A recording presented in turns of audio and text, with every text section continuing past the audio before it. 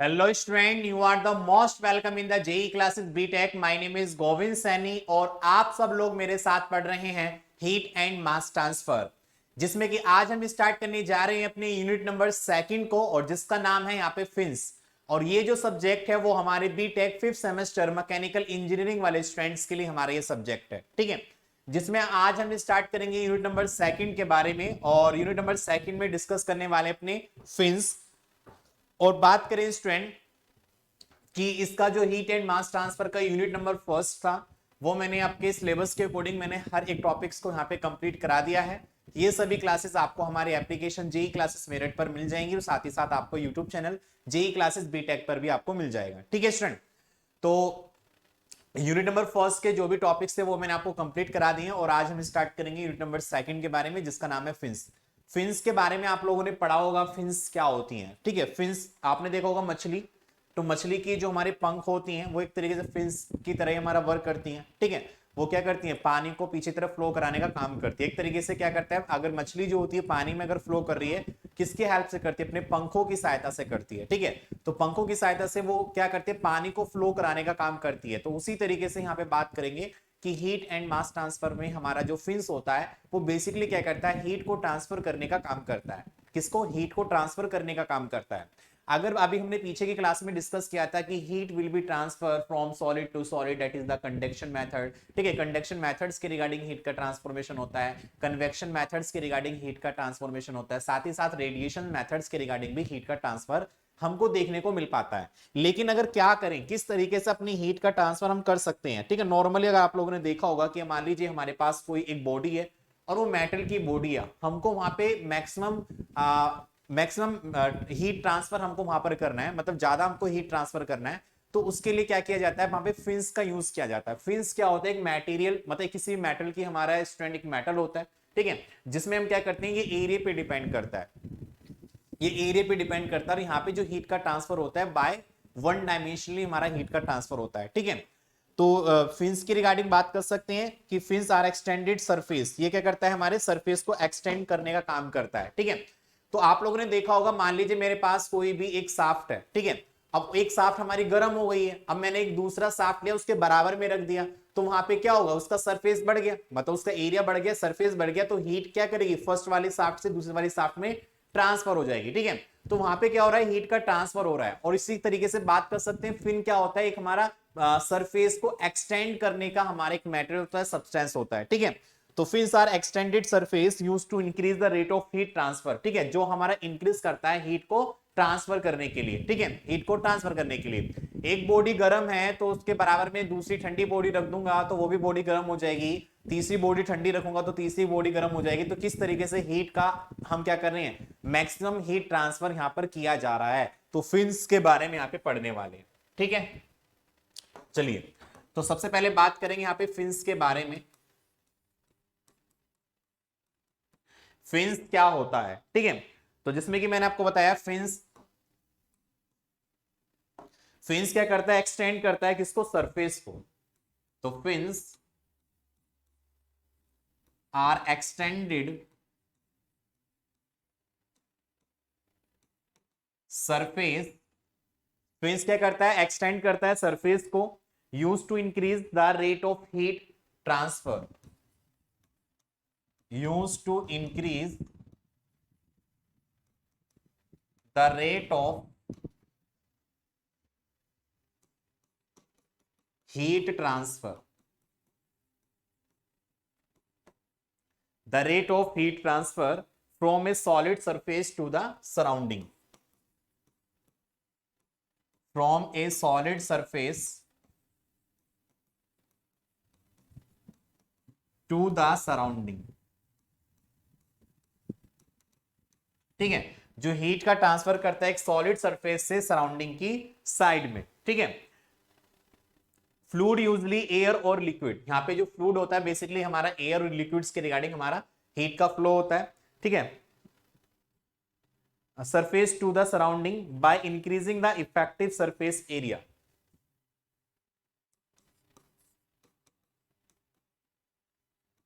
by increasing the effective surface area,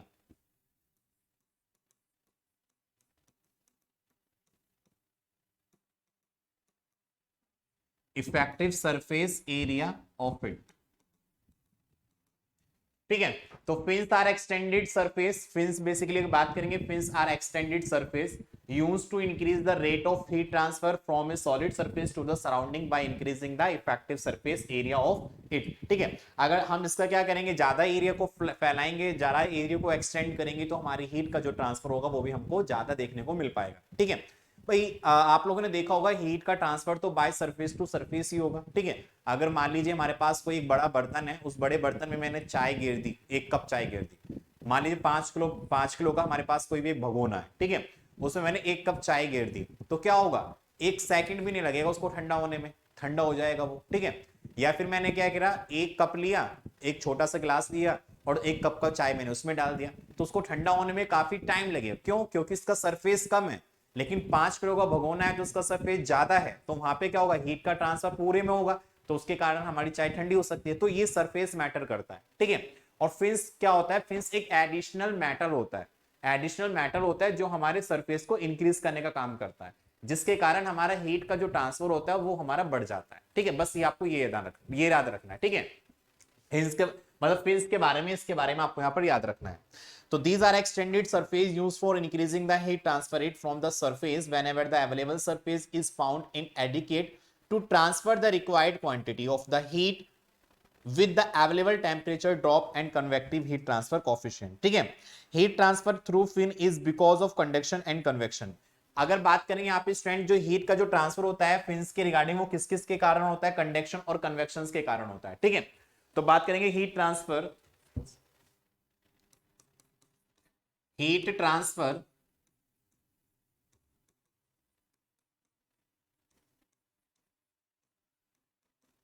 through the fins, heat transfer through fins is because of conduction and convection।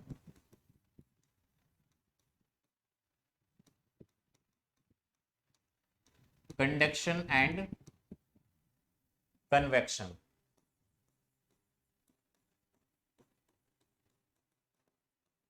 conduction and convection between its boundary and surrounding, between its bounding, between its boundary and surrounding।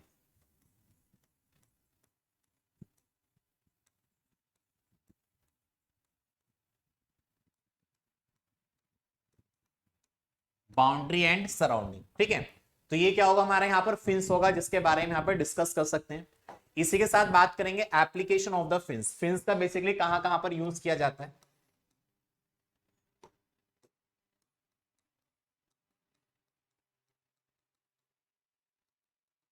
Application of fins. ठीक है, fins का application मतलब fins का कहां कहां पर use किया जाता है, उसके बारे में डिस्कस करेंगे। तो सबसे पहले आप लोगों ने देखा होगा फिन्स के बारे में। ठीक है, यहाँ पे कुछ मैं आपको बता रहा हूँ जिसमें कि एग्जांपल्स। देखो फिन्स क्या होता है, देखिए आप लोगों ने देखा होगा बाइक वगैरह आप चलाते हैं। ठीक है, बाइक में आपका इंजन लगा होता है, तो इंजन के सामने की साइड में इस तरीके से यहाँ पे क्या लगी होती है, हमारी पतली पतली पत्तियां लगी होती हैं, आप लोग देख पा रहे हैं। तो ये एडिशनल मेटल होता है। ठीक है, एडिशनल मेटल होता है भाई। इंजन जो होगा पूरा एक बॉक्स में कवर होगा, लेकिन उस सरफेस के ऊपर क्या लगा देते हैं, इस तरीके से हमारी एक फिन्स लगा देते हैं। अब इसमें क्या होता है कि जब आपका इंजन चलता है तो वो हीट एनर्जी जनरेट करता है, हीट एनर्जी जनरेट करेगा तो इंजन गर्म हो जाएगा बहुत ज्यादा। ठीक है भाई, उसके अंदर जब आग लग रही है तो आउटर सरफेस भी तो उसका गर्म हो जाएगा, तो गर्म हो जाने के कारण क्या हो सकता है, ये हमारा मेटल मेल्ट भी कर सकता है, खराब भी हो सकता है, हमारा पैर भी जल सकता है। ठीक है, तो ये कंडीशन यहाँ पे देखने को मिल पाती है। बट लेकिन क्या करते हैं, इसका जो स्ट्रक्चर्स होता है, इसका जो आउटर सरफेस होता है, वो हम इस तरीके से बनाते हैं कि वो हमको ठंडा भी होता रहे। ठीक है, अब ठंडा किस मेथड से होगा, जब आप लोग बाइक वगैरह चलाते हैं तो आगे की तरफ हमारा इंजन लगा होता है बाइक का, तो उसमें क्या होता है, आगे से आने वाली जो भी एयर होती है, जो भी हमारी हवा होती है, वो इन पंखड़ियों के मतलब इन पत्तियों के बीच में क्या कर जाती है, एंटर कर जाती है। जब हमारी ठंडी हवा इनके अंदर एंटर करेगी, तो एंटर करने के बाद क्या होगा, वो हवा क्या करेगी, इसमें सर्कुलेट करेगी, और सर्कुलेट करने से क्या होगा, ये गर्म होगा, तो हवा क्या करेगी, उसकी हीट को ले लेगी बाय द कन्वेक्शन मेथड्स के रिगार्डिंग। ठीक है, तो यहां पे क्या हो रहा है, heat will be transfer from solid to the fluid या सॉलिड टू द एयर। ठीक है, तो यहाँ पे किस मेथड से हमारा हीट का ट्रांसफर हो रहा है, कन्वेक्शन मेथड्स के रिगार्डिंग हीट का ट्रांसफर हो रहा है।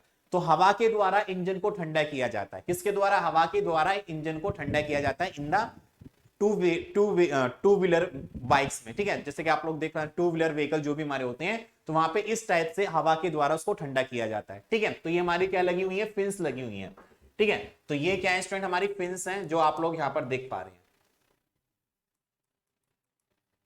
ठीक है। इसी तरीके से बात करेंगे, आप लोगों ने देखा होगा रेफ्रिजरेटर्स में, एसी वगैरह में, ठीक है, एसी वगैरह आप लोगों ने देखा होगा कंडेंसर जो अलग की साइड में रखा होता है।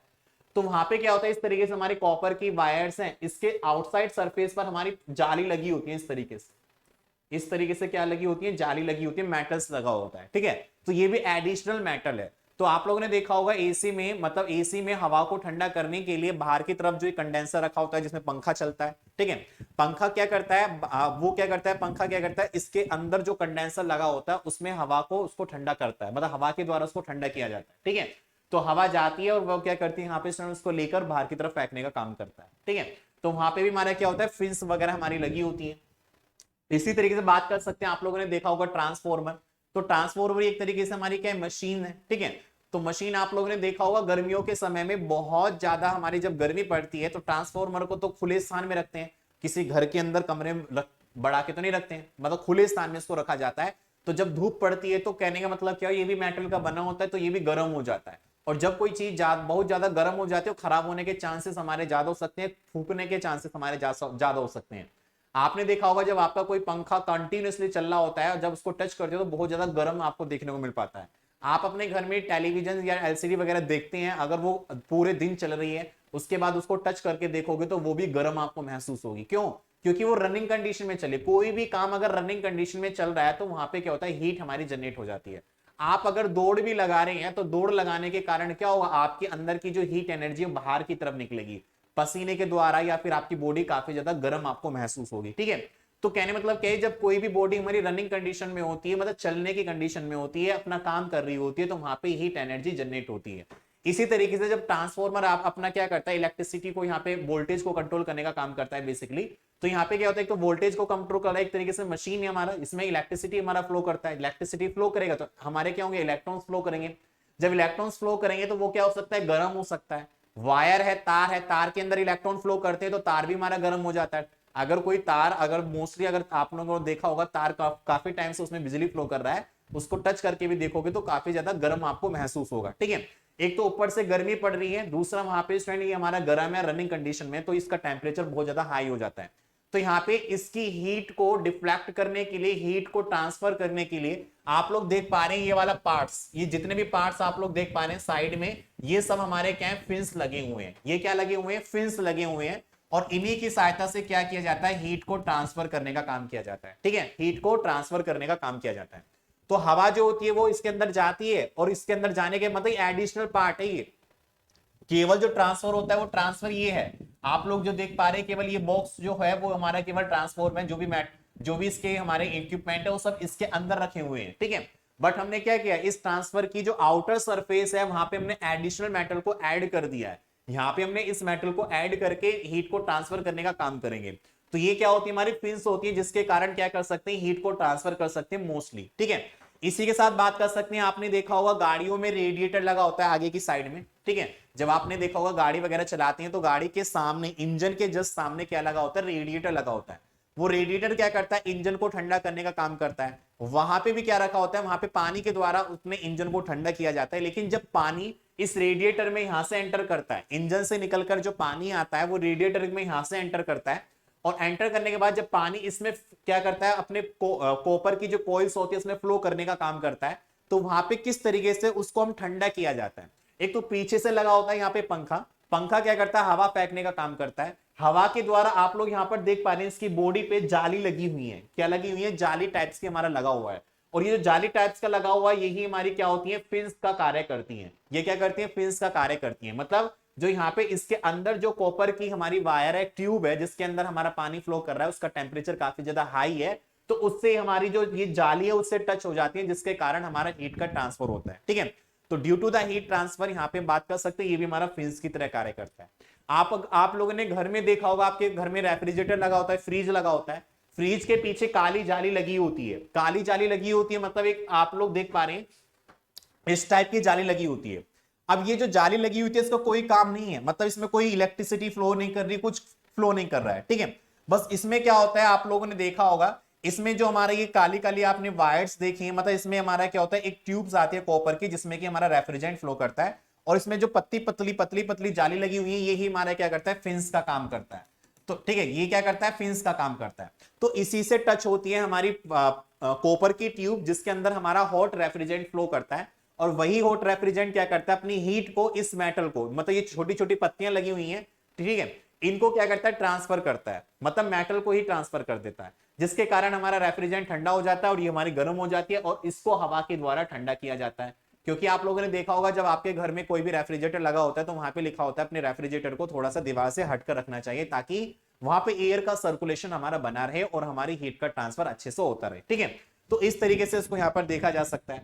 आप लोगों ने देखा होगा आपके घर में इलेक्ट्रिक मोटर लगी होती है, तो मोटर भी क्या करती है, एक मशीन है मोटर भी, वो भी क्या करता है, हमारा मूव करने का कार्य करता है, ठीक है। मोटर भी क्या स्टूडेंट एक तरीके से हमारी मशीन होती है जो भी क्या करती है, हमारा एक काम वर्क करना, मतलब एक वर्क करने का काम करती है, तो उसके कारण वो भी क्या होती है, गर्म हो जाती है। तो इसलिए क्या करते हैं, मोटर का जो आउटर सरफेस होता है उसको भी देखो इस तरीके से बना रखा है, तो वहां पे खांचीदार पत्तियां लगी हुई हैं, ये पत्तियां क्या करती हैं, हमारी इसको ठंडा करने का काम करती है बाय द एयर कॉन्टेक्ट के थ्रू। तो यहाँ पे सब में क्या हो रहा है, हीट का जो ट्रांसफर हो रहा है बाय द कन्वेक्शन हो रहा है। तो सॉलिड टू द फ्लूइड में हमारा क्या हो रहा है स्टूडेंट, एक हीट का ट्रांसफर हो पा रहा है। तो किस मेथड से हो रहा है, कन्वेक्शन मेथड से यहाँ पे हीट का ट्रांसफर हमको देखने को मिल पा रहा है, ठीक है।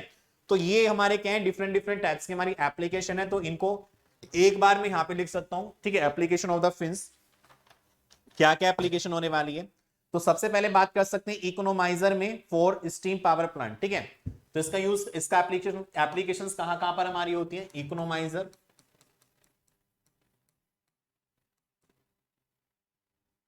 इकोनोमाइजर्स, economiser for steam power plant, steam power plant, ठीक है। इसी के साथ बात कर सकते हैं यहां पे student convector for steam and hot water heating system,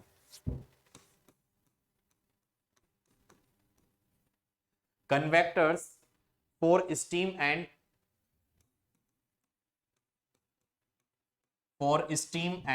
hot water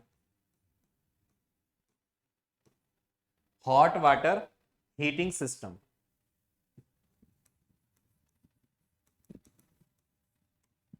ठीक है। यहां पे इसका क्या किया जाता है, यूज किया जाता है, ठीक है। इसी के साथ बात करेंगे रेडिएटर ऑफ ऑटोमोबाइल्स,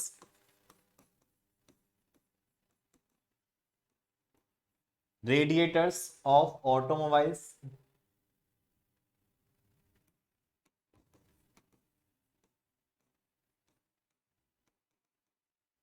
ठीक है। नेक्स्ट बात करेंगे air cooled engine cylinder head,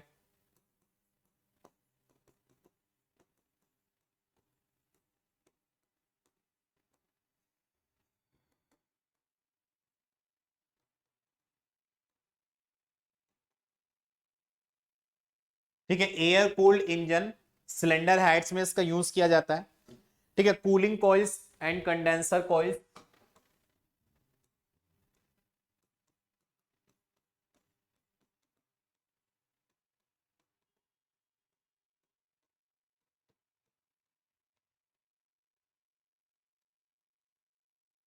cooling coils and condenser coil in refrigerator and air conditioning,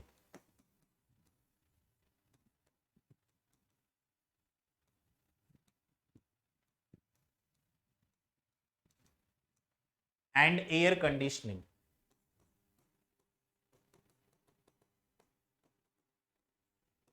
and air conditioner, ठीक है, कंडीशनर,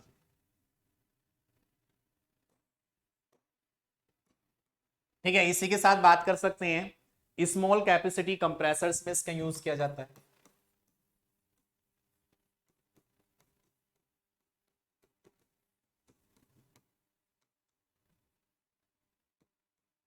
स्मॉल कैपेसिटी कंप्रेसर में इसका यूज किया जाता है, इलेक्ट्रिक मोटर बॉडीज में इसका यूज किया जाता है,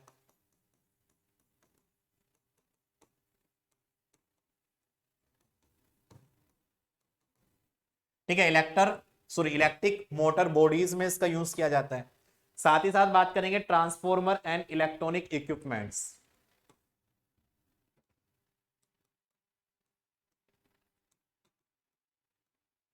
transformer and electronic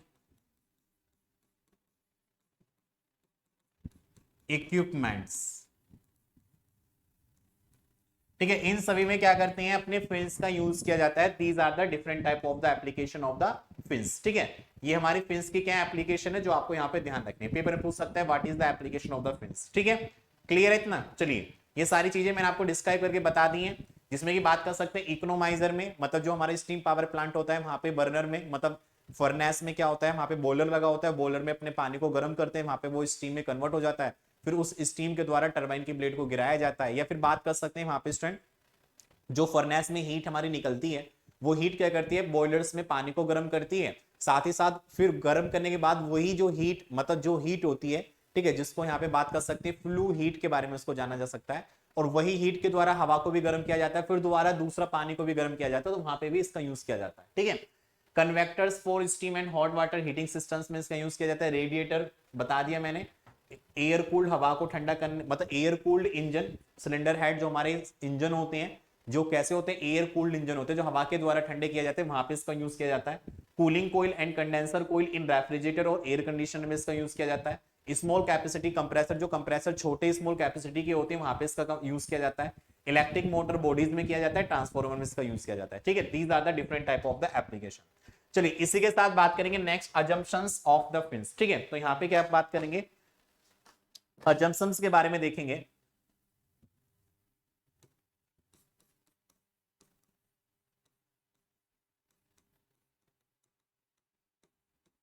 assumptions of heat flow through the fin, heat flow through the fins। ठीक है, assumptions of heat flow through the fins के बारे में यहां पर बात। तो क्या क्या assumptions हमारे होने चाहिए, किसके रिगार्डिंग, अपने फिन्स के रिगार्डिंग। तो फर्स्टली हमारा होना चाहिए स्टडी स्टेट हीट कंडक्शन,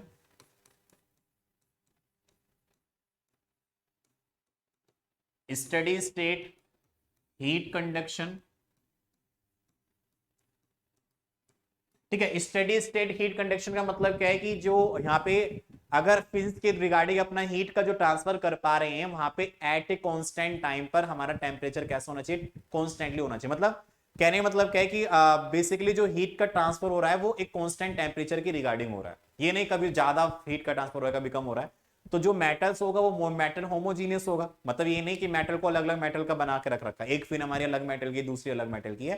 तो कहने का मतलब क्या है कि जो भी सिस्टम से या किसी भी इक्विपमेंट से हीट का ट्रांसफर होगा वो कॉन्स्टेंटली रेट पर होने वाला है। ठीक है, तो यहाँ पे क्या होगा, टेम्परेचर इज द कॉन्स्टेंट। ठीक है, स्टेडी स्टेट हीट कंडक्शन होना चाहिए। ठीक है, no heat generation within the flame, no heat generation in the film of fin. ठीक है, फिल्म ऑफ फिन या within the fin, no heat generation within the film.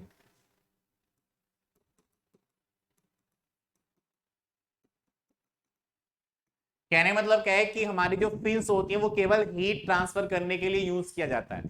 तो ये अपने इंटरनल तरीके से कोई भी, मतलब ऐसी फिन्स हमारी नहीं होनी चाहिए जो इसके अंदर से ऑलरेडी क्या करे, हीट जनरेट करे, ऐसी फिन्स हमारी नहीं होनी चाहिए। ठीक है, तो नेक्स्ट हम बात करेंगे आगे की तरफ, तीसरा, यूनिफॉर्म हीट ट्रांसफर कोफिशिएंट होना चाहिए। Uniform heat transfer coefficient, that is the by the convection method H over the entire surface of the fin, over the entire surface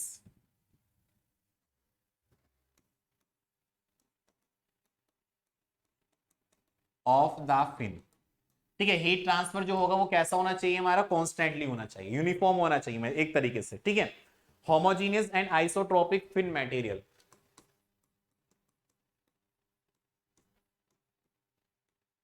homogeneous and isotropic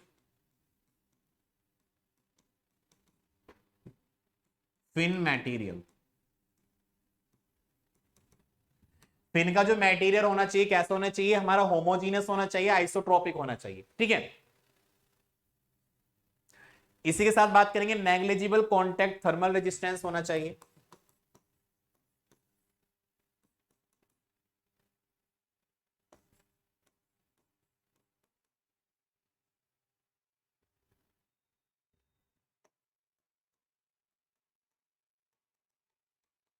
negligible contact thermal resistance होना चाहिए।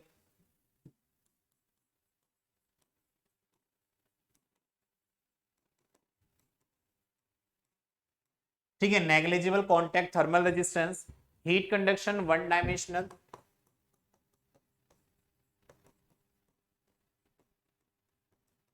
Heat का जो conduction होना चाहिए कैसा होना चाहिए, one dimensional होना चाहिए।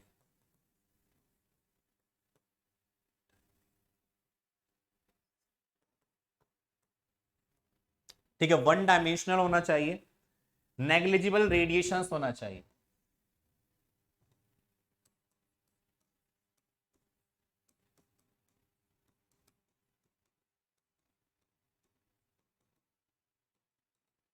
नेग्लिजिबल रेडिएशंस, ठीक है।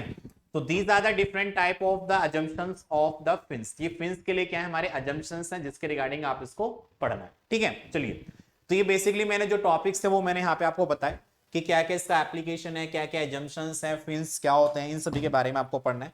अब हम बात करेंगे heat flow through the rectangular fins, कि हमारे पास कोई भी एक रेक्टेंगुलर फिन्स है और वहां पे हीट का फ्लो किस मेथड से होने वाला है उसके बारे में डिस्कस करें। काफी मोस्ट इंपोर्टेंट है, पेपर में पूछा जाता है इसका डेरिवेशन, ठीक है। तो बात करेंगे heat flow, heat flow through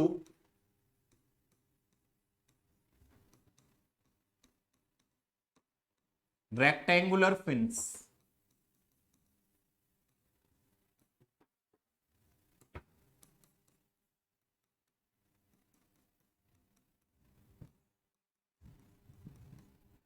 ठीक है, heat flow through rectangular fins.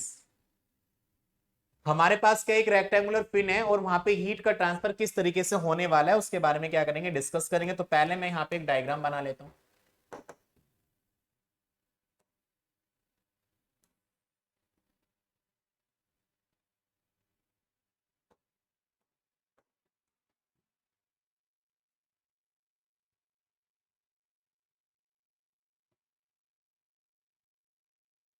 ठीक है, डायग्राम कैसे बनाना है ध्यान से देखते रहना।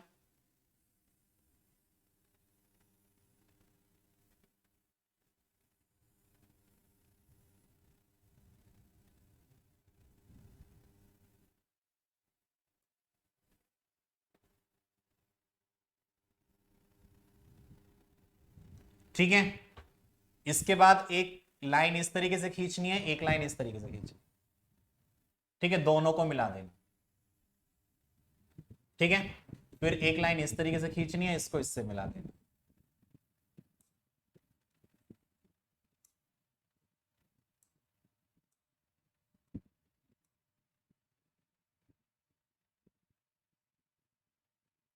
ओके, इसके बाद आपको क्या करना है, यहां पर ध्यान देंगे, एक लाइन इसके ऊपर खींचनी है इस तरीके से, एक लाइन यहां पे खींचनी है।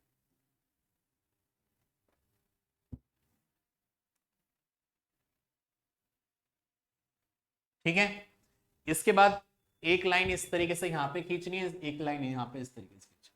तो यहां पे क्या हो जाएगा, एक मेटल हो जाएगा, मतलब कोई भी बॉडी हो जाएगी। ठीक है, इसी तरीके से नीचे की तरफ लाइन खींचनी है, एक यहां पे खींचनी है और इसको इससे मिला देंगे।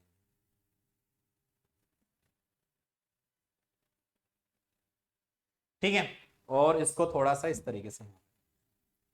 तो कहने मतलब क्या है, हमारी एक फिंस आप लोग यहाँ पर देख पा रहे हैं, क्या है स्टूडेंट, हमारा फिंस।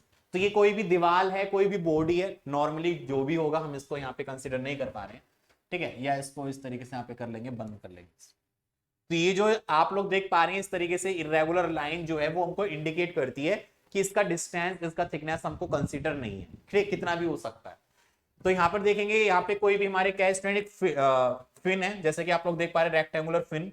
इसकी जो यहाँ पे लेंथ दी गई है वो कितनी दे रखी है, यहाँ पे एल आपको यहाँ पर दिया गया है, कितना L, L is the length of the fin. इसके विड्थ के बारे में बात करेंगे तो विड्थ आपको यहाँ पर दी गई है, डेट इज द बी, ठीक है, बी आपको यहां पर दिया गया है। इसके डेप्थ की बात करेंगे तो वो आपको यहां पे दिया गया है कितना, वाई,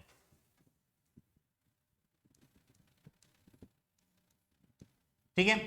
तो ये हो जाएगी आपकी यहां पे स्टूडेंट लंबाई गुणा चौड़ाई गुणा ऊंचाई, ओके। इसी के साथ बात करेंगे कि इसमें एक्स डिस्टेंस पर एक क्या है, इसमें एक्स डिस्टेंस पर हमने एक एलिमेंट को मान लिया है,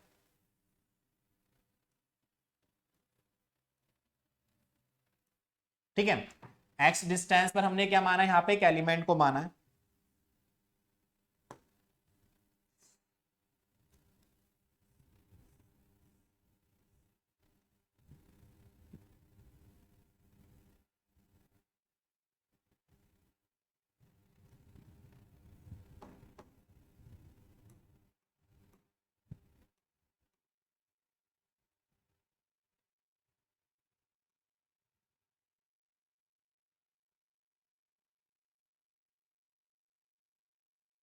इस तरीके से यहां पे इसको थोड़ा सा इंडिकेट करेंगे, ओके। इसकी जो डिस्टेंस है वो बेसिकली कितनी है, यहां से एक्स डिस्टेंस पे हमारा बना हुआ है। इसकी थिकनेस की बात करेंगे तो आपको dx दिया गया है, ठीक है। यहां पे हीट का जो फ्लो हो रहा है, हीट का जो फ्लो हो रहा है वो हमारे यहाँ पे qx हो रहा है, और यहां से जो हीट का फ्लो हो रहा है वो आपको qx प्लस dx आपको देखने को मिल पाए, कितना, qx प्लस dx आपको देखने को मिल पाएगा। And then heat will be transfer by the convection method, ठीक है। कन्वेक्शन मेथड्स के रिगार्डिंग हीट का यहाँ पे ट्रांसफर आपको देखने को मिल पाएगा। तो ये सारी चीजें आपको बनानी है। हमारा क्या वॉल है, कोई भी दीवार यहाँ पे मान लेते हैं, ये क्या है हमारी कोई भी दीवार है। इसका जो सरफेस टेम्परेचर होगा यहाँ का वो आपको यहाँ पर टी नोट मिलेगा, और आउटर जो टेम्परेचर होगा वो आपका टी होगा बाय द, और हीट कन्वेक्शन मतलब heat transfer rate, heat coefficient हमारे कितना होगा, एच नोट, ठीक है। तो ये सारी चीजें आपको यहाँ पर देखनी है। तो देखेंगे स्टूडेंट यहाँ पर, कंसीडर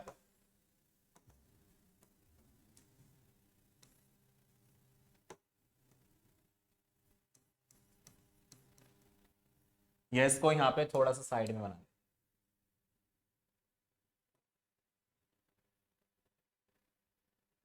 ठीक है। तो यहां पे लिख सकते हैं क्या, consider, consider a rectangular fin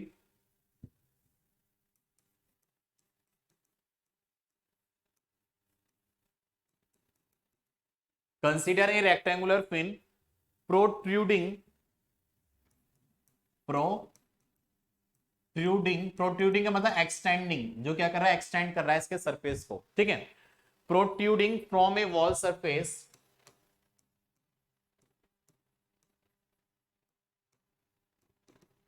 as shown in the figure, as shown in the figure, ठीक है। चलिए इसी के साथ बात करेंगे यहाँ पे लेट माना, कुछ चीजें यहाँ पे हमको दे रखी हैं, जैसे कि एल की बात करेंगे तो length of the fin, length of the fin, ठीक है। बी की बात करेंगे यहां पर तो विड्थ ऑफ द फिन हो जाएगा, width of the fin.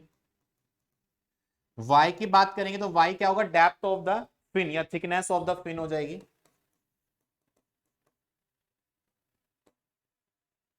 Thickness of the fin, ठीक है। इसी के साथ बात करेंगे आगे की तरफ, P is the parameter of the fin. Parameter की बात करेंगे तो पैरामीटर कितना हो जाएगा, B इंटू के बाई, तो इसका पैरामीटर यहाँ पे आपको देखने को मिल पाएगा, ठीक है। पैरामीटर कुछ इसका यूज ही नहीं होगा। इसी के साथ बात करेंगे यहाँ पर ACS, area of cross section,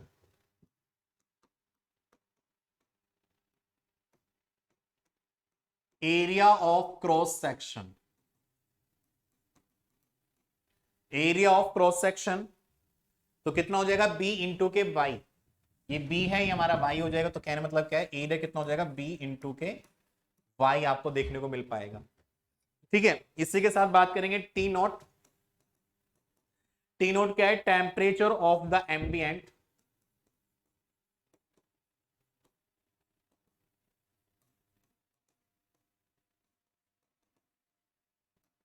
temperature of the ambient. के की बात करेंगे, के क्या है आपका? Thermal conductivity.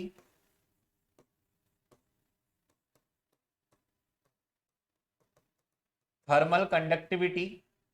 और एच की बात करेंगे तो क्या होगा स्टूडेंट? हीट ट्रांसफर कोफिशिएंट आपको देखने को मिलता है।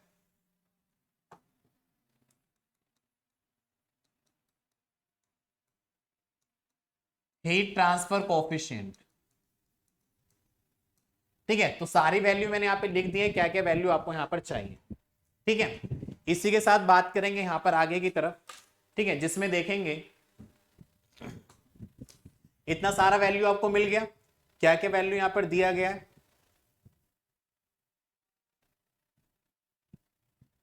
चलिए नेक्स्ट आगे की तरफ बात करेंगे यहां पर student. Consider the heat flow to and from the element dx। Consider the heat flow, the heat flow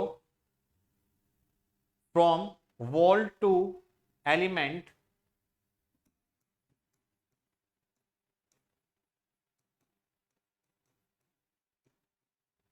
from wall to element at a distance of x। ठीक है, from wall to element ds thick हमारी हो जाएगी इसकी, element thickness dx from the distance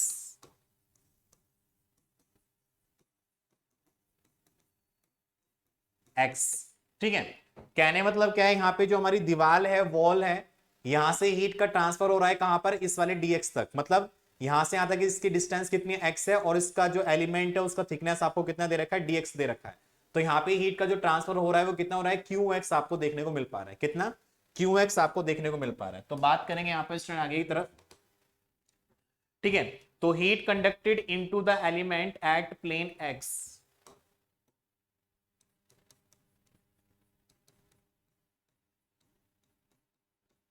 heat conducted into the element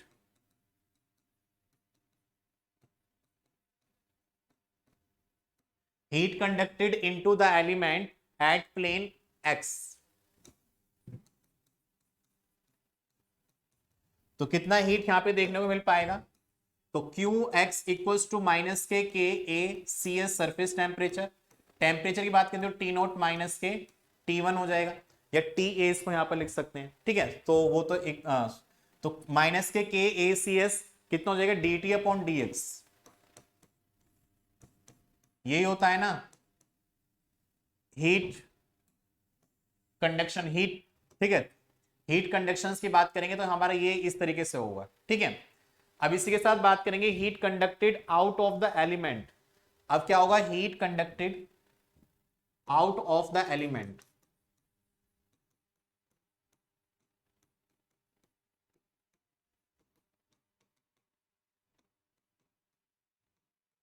ठीक है, अभी जो हीट का ट्रांसफर हो रहा था किस एलिमेंट के अंदर हुआ था? ठीक है, एलिमेंट के अंदर हुआ तो कितना आया था? Qx इक्वल्स टू माइनस के K is the thermal conductivity.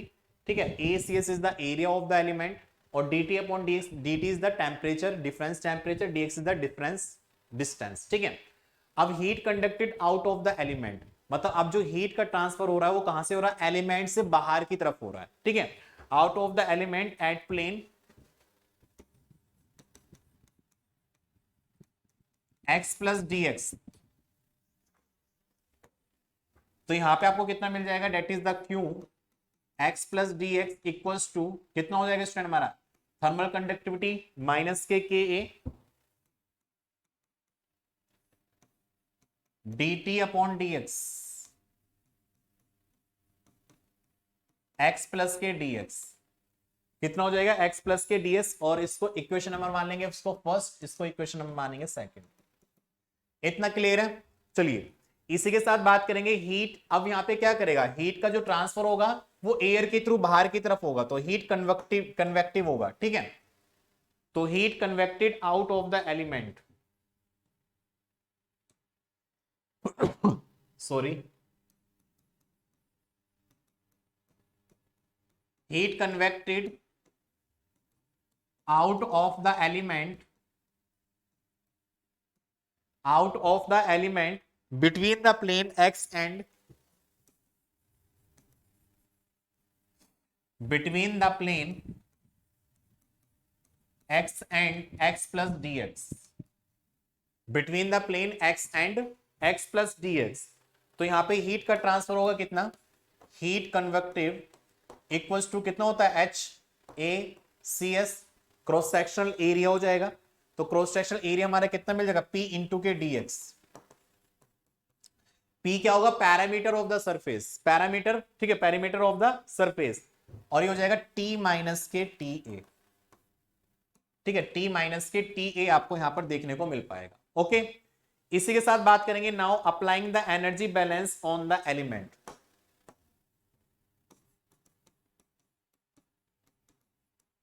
applying the energy balance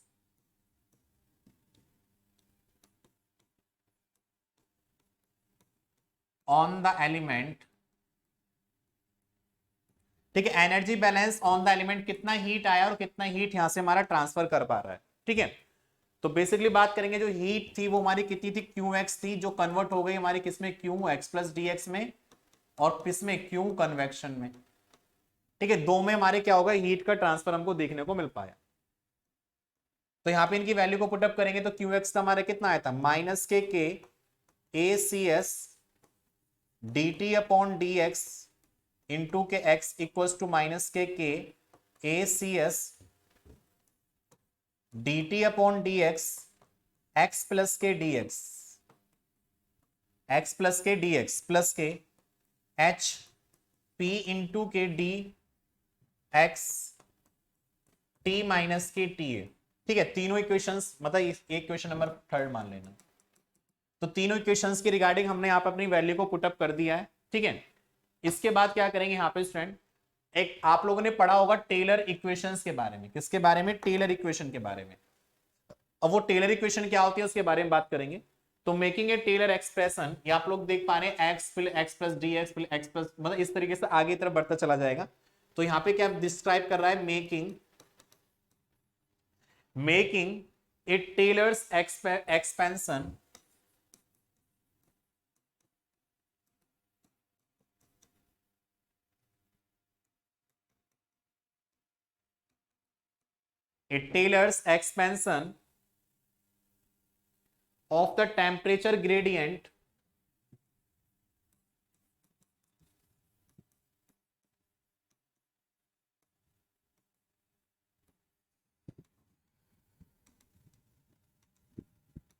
of the temperature gradient at x plus dx in term of that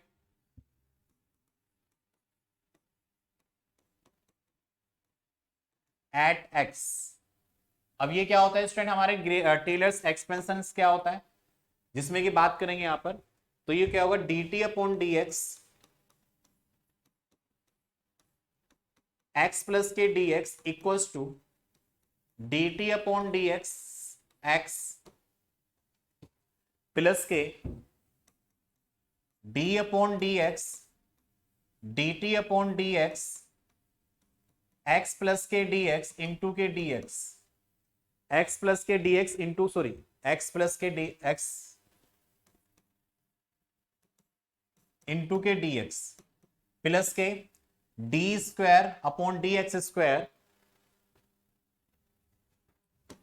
D square upon D X square, D square T upon D X square, ये हो जाएगा x plus के D X into K D,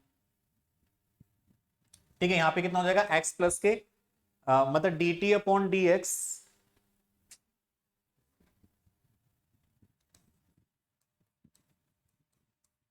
D T upon D x, और यहां पे factorial में आपको value मिलेगी 2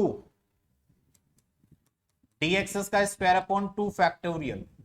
तो टेलर जो इक्वेशन होती है, टेलर एक्सप्रेशन क्या होती है, मतलब dt upon dx, x plus के dx जो इंक्रीमेंट हो रहा है वो कितना होगा, dt upon dx x plus के d upon dx dt upon dx dx, फिर इसका o अप और इसको बढ़ा के देखें तो डी स्क्वायर, पहले कुछ नहीं था फिर ये था फिर ये हो गया।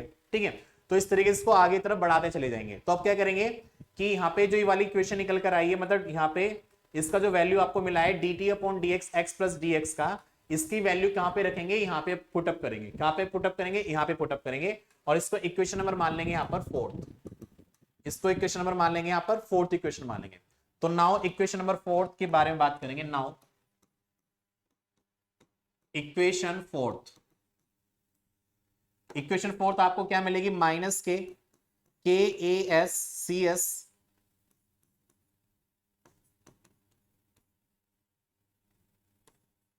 D T upon D x, कितना हो जाएगा, d T upon D x x equal to minus के ए सी एस, ठीक है, ए सी एस, ठीक है, D T upon D x है ना ये वाली वैल्यू, तो यहां पे पुटअप करेंगे इसको।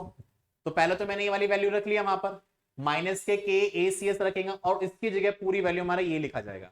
तो यहाँ पे इनटू में क्या है, के ए सी एस है, तो यहाँ पे भी हमारा क्या आएगा, के ए सी एस, यहाँ पे भी के ए सी एस आएगा और यहाँ पे भी के ए सी एस आएगा। ठीक है, तो यहाँ पे ध्यान रखना है। तो ये हो जाएगा, इतना तो हो गया माइनस के ए सी एस, तो ये हो जाएगा d T upon D X into K x, फिर माइनस का है तो किस समय माइनस का है, तो माइनस के ए सी एस, ये हो जाएगा पहले, फिर यहाँ पे क्या है डी अपॉन डी एक्स,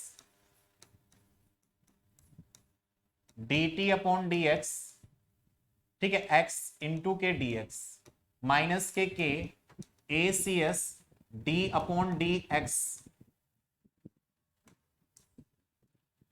कितना है, D square upon D X square, D square upon D X square,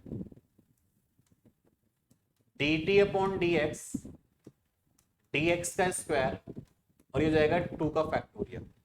अब इसके ये सारी वैल्यू हमने यहाँ पे पुटअप कर दिया, बाकी का क्या बचा है, plus K H P into D X, plus K H P into D X T minus के टी ए, कितना है, टी माइनस के टी ए, आपको यहां पर वैल्यू मिले। तो सारी वैल्यू मैंने यहाँ पे इसको पुटअप कर दिया है। ठीक है, चलिए अब यहाँ पे क्या करेंगे, आगे की तरफ ध्यान देंगे। नेक्स्ट, तो यहाँ पे क्या करेंगे, नेग्लेक्टिंग हायर टर्म्स, यहाँ पे जो हायर टर्म्स है उसको नेग्लेक्ट करेंगे, neglecting higher terms that is x tends to zero, x tends to zero. तो यहां पे क्या निकल कर आएगा आपका, माइनस के ए C S D T upon D x equals to minus के ए C S D T upon D X minus के ए सी एस डी, कितना हो जाएगा, इसकी मल्टीप्लीकेशन में करेंगे तो कितना होगा, ये हो जाएगा D square T upon D X square, कितना हो जाएगा, D square T upon D X square into K D X. ये सारी वैल्यू नेग्लेक्ट हो जाएगी क्योंकि हायर वैल्यू है। यहां पे मिलेगा plus K H P into K D X T minus के टी ए, इतना वैल्यू आपको यहां पर मिल जाएगा। ठीक है, अब यहां पे आप लोग देख पा रहे हैं क्या, देखो ये वाला और ये वाला सेम है तो ये कैंसिल आउट हो जाएगा। इसको मैं इधर की तरफ लेकर आऊंगा तो यहाँ पे कितना हो जाएगा, के ए C S D square T upon D X square into K D X, ये इधर आएगा तो माइनस क्या हो जाएगा, H P into K D X T minus के T A equal to zero. ठीक है, अब क्या करेंगे यहाँ पे स्टूडेंट, इतना आपको मिल जाएगा। यहां पे क्या करेंगे, डिवाइड करेंगे बाय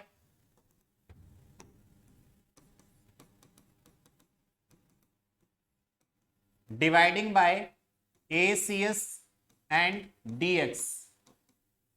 ठीक है, तो यहां पे A C S D X से डिवाइड करेंगे तो क्या वैल्यू मिलेगी आपको, K D square T upon D X square, तो A C S D X cancel हो जाएगा, माइनस के एच पी dx कैंसिल हो जाएगा, नीचे आ जाएगा आपका ACS t माइनस के टी ए इक्वल्स टू 0।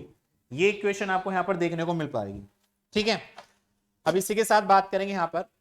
तो नॉर्मल वे में अगर देखेंगे यहां पे स्टूडेंट, तो यहां पे क्या मिलने वाला होगा आपको, यहां से के भी क्या करेंगे, कॉमन ले लेंगे। तो के कॉमन ले लिया तो आपको मिलेगा D square T upon D X square minus के एच पी अपॉन के ए सी एस टी माइनस के टी ए इक्वल्स टू 0। ठीक है, इसको इक्वेशन में मान लेंगे यहां पर थर्ड। ठीक है, इसको इक्वेशन नंबर क्या मान लिया, यहां पे हमने थर्ड मान लिया। अब आगे की तरफ बात करेंगे यहां पर कि now equation number third is further simplified. ठीक है, आप क्या करेंगे, इक्वेशन नंबर जो थर्ड थर्ड माना है इसको, फोर्थ फिफ्थ मानेंगे इसको फिफ्थ मानेंगे, फोर्थ हमारी हो गई नहीं, इसको फिफ्थ मानेंगे।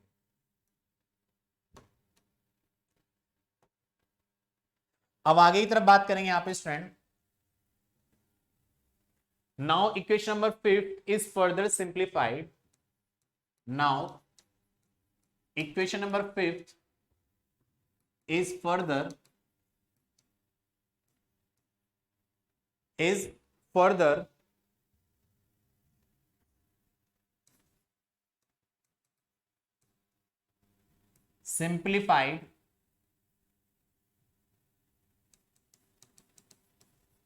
is further simplified by transforming the depending variable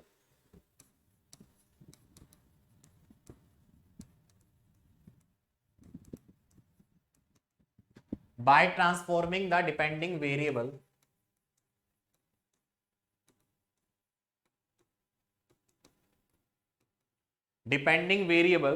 by defining the temperature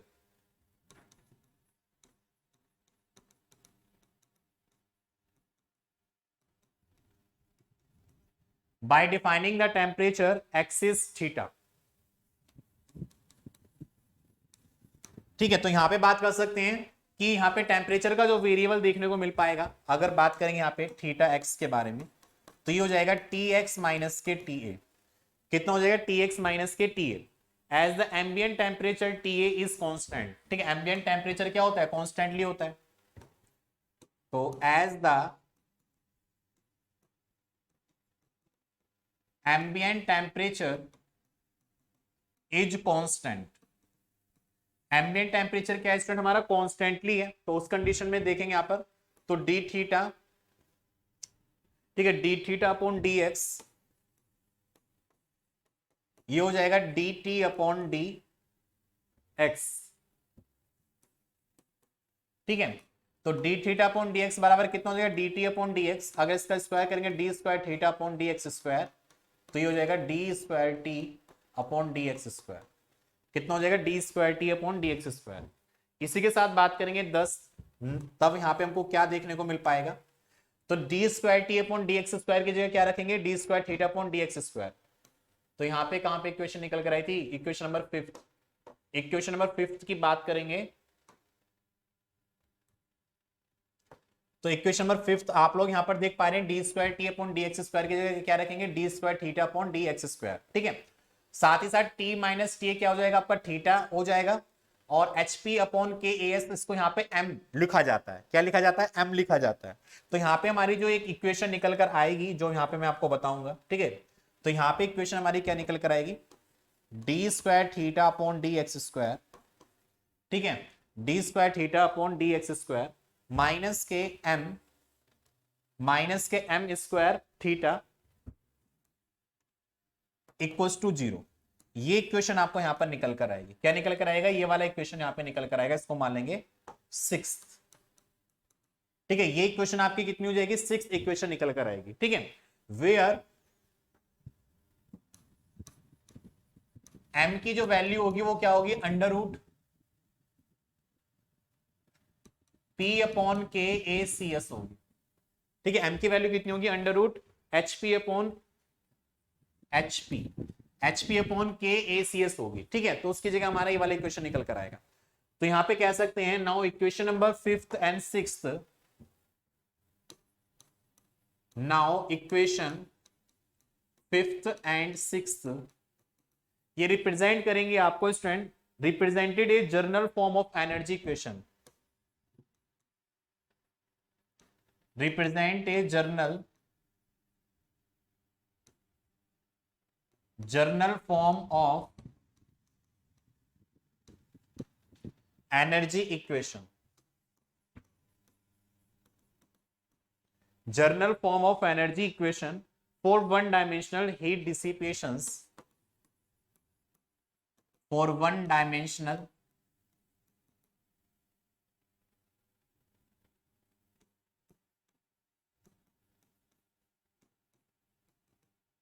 heat dissipations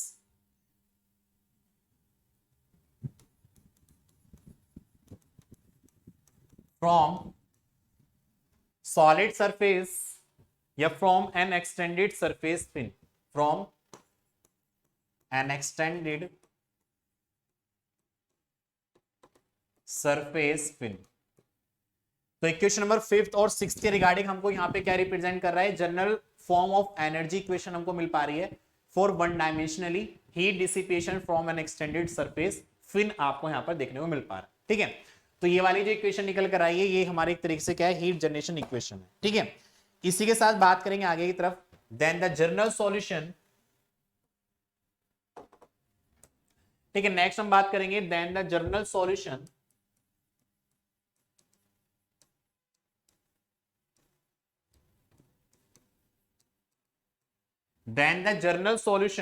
of this linear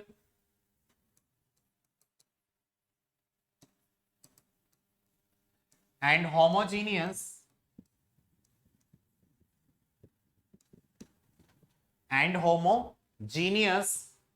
second order differential equation,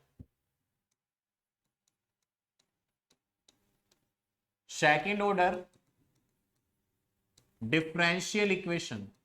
क्या निकल कर आएगा इसका, अगेन डिफरेंशियल करेंगे तो डिफरेंशियल करके रिगार्डिंग आपको यहां पर क्या मिलेगा, theta equals to e C1 is the constant e की power mx plus k C2 e की पावर माइनस के mx। ठीक है, ये वैल्यू आपको यहां पर मिलेगा। थीटा हमारे क्या था, t माइनस के t equals to C1 e की power mx plus k C2 e की पावर माइनस के mx। तो एक इक्वेशन आपको ये वाला मिल जाएगा। ठीक है, वेयर C1 और C2 क्या है, हमारे कांस्टेंट है, where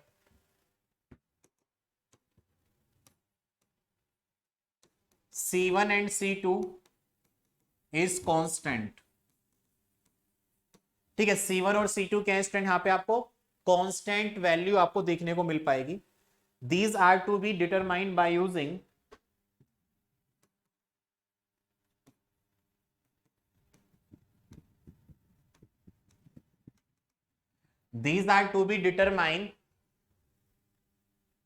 using proper boundary condition।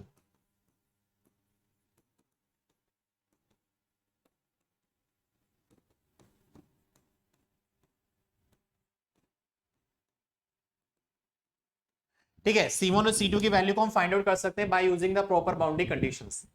तो अभी यहाँ पे हमारा क्या निकल कर आई, ये सवा हीट का इक्वेशन आपको निकल कर आ चुका है।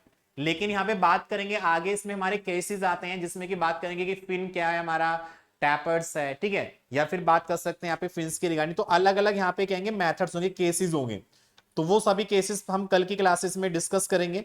और वो केसेस की बात करेंगे तो यहाँ पे जैसे कि end of the fin is insulated, अगर फिन का एंड हमारा कैसा इंसुलेटेड है तो तब वहां पे हमारा हीट ट्रांसफर रेट कितना हो पाएगा। ठीक है, अगर fin is of finite length, अगर हमारी फिन की जो लेंथ है वो कैसी है, फाइनेट है, and losses heat bye the convection, और वो हमारा जो हीट का ट्रांसफर कर पा रहा है बाय द कन्वेक्शन के रिगार्डिंग कर पा रहा है, तो उस समय हमारा हीट ट्रांसफर रेट कितना होगा।